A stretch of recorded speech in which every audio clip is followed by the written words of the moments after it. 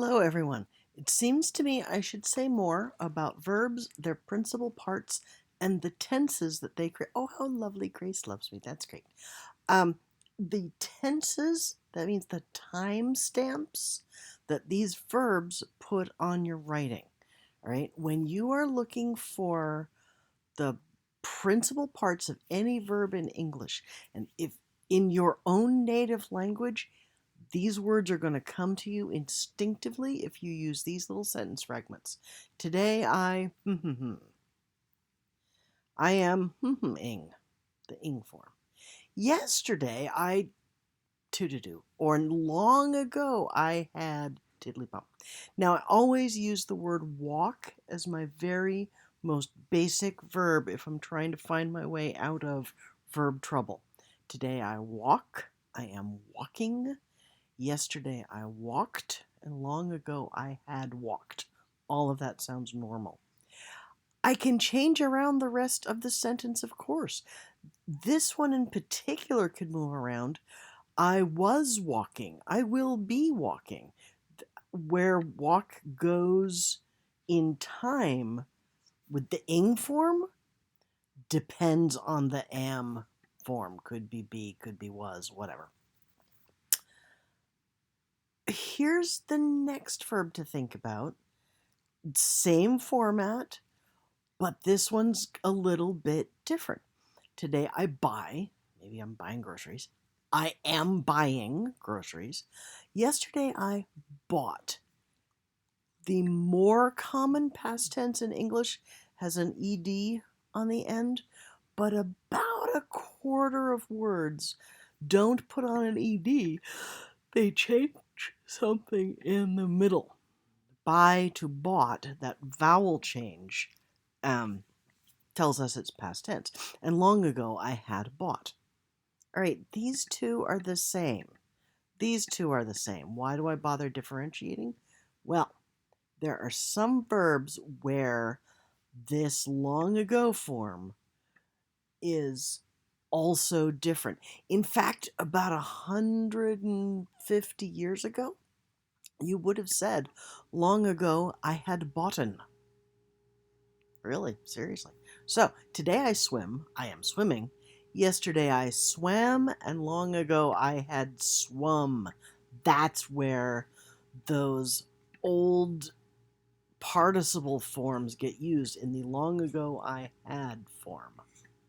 Right? You can do a lot more with those, but I'm talking about in your writing. Most of our narratives so far or introductions have been generally in the past, right? I went to college, I bought a backpack, I walked the dogs. Sometimes folks refer to things that happened before the general story. Aw, isn't that sweet?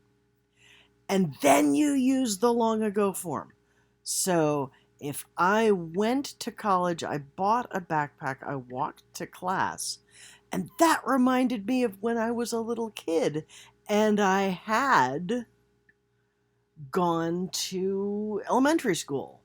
Use the had gone form. Oh, there's another one that's squirrely. So it's I go, I am going, I went, and there is a whole story behind that. Write to me if you want to know it. And I had gone. Oh, that's one that you guys use every day. Yesterday I went, but way, way in the past, I had gone to a totally different school. All right, so you know instinctively how to do this. Can is weird. It's just squirrely because it's never without some other verb about what you can do, unless you're talking about canning tomatoes. I can do it. Could is the past. You want to know what the past, the long ago past of can, nothing here, I am doing it. The long ago past is long ago I had been able. Whoa, that one's just squirrel. All right, let's see how I did on this thing that I was writing. Gav could not shake the tired. So this story, I'm placing it in the past. Not the terribly distant past, but in the past. He had practically stumbled into the village diner. By saying had stumbled, I'm putting it further back in the past than this. So first he practically stumbled into the diner. And then, as the story opens, he still could not shake off being so tired. Carrie wielded her coffee pot. And so that's it. That's in the past, simple past. It's the same past as the story started. Okay, so she wielded her coffee pot assertively, herded him into a seat with his back to a wall. Carrie took care of a lot of cups. It wasn't quite his usual breakfast fare. Okay, we're still at the time. Maybe this is just yesterday, or maybe even last week. But sometimes the comfort of other people's cooking made a difference. Was his past made his past. Diner coffee made a serious difference, right? Still past. When we lived in caves, Babcia had always said, it's the Polish word for grandmother. Okay, so his granny had always said, notice I changed times again. She had said this way back in the past when he was a kid living with his granny. Okay, he found himself, this is in the yesterday past of the story, going by habit back to the image, when we lived in caves, we knew enough to just keep sleeping when the weather was like this. Constant heavy drizzle, constant nearly cold, but not quite. It was a day for curling up with a novel. And Gav smiled. Or Annie and a novel. Now that was a memory dragged out of the cedar chest. His Annie had, right? It's a memory. It's before he's drinking coffee in the diner. So she had curled up at one end of Babcia's living room couch with her book. He at the other end with their feet touching. Annie is, of course, his high school sweetheart. All right.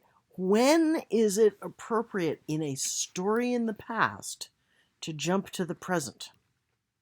Well, first, obviously, if someone speaks, so let's have Carrie, the gal with the coffee, say, is it hot enough?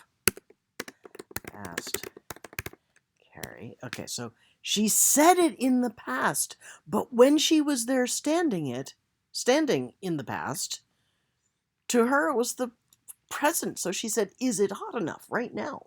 Okay, that's a good time to go to the present. Another time to switch to the present is, and this is rare, do not do this all the time, all right? But I want to hand it to you because some of you are writing this kind of emergency action scene. Imagine that all of a sudden something happens that uses the fast emergency response part of your brain. It might be violence, it might be a medical emergency, it might be one of those memories that hangs on and is always going to be present, like you're in the middle of it. In those cases, as a writer, it is okay to go to the present tense. Let's see, let's do this. All right, so Gav is an off-duty cop. So let's make it something dangerous coming into it. The diner. What's going to come into the diner? A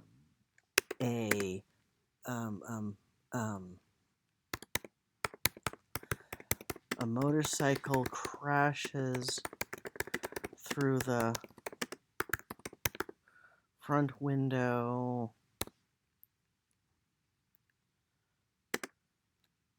So crashes, that's happening right now, right? Today I crash, and today the motorcycle crashes through the front window. It's not that I've changed the time of the story, it's that I've changed the way that Gav thinks he's always going to be in this memory. And watch how we make Gav's a really instinctive part of his brain react. Let's make it more dangerous. A motorcycle crashes through the front window.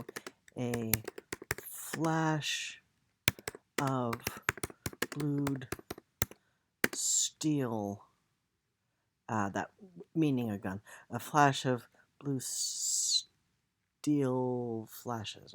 Let's just say blue steel flashes. Blue steel flashes. Present tense. Gav stands, draws, and aims in one heartbeat,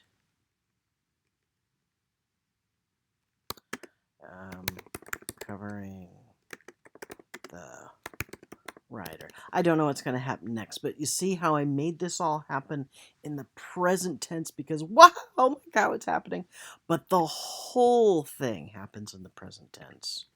And then when the emergency is over and we switch back to the non-emergency part of our brains, I'm going to move it back to the past tense. So he stood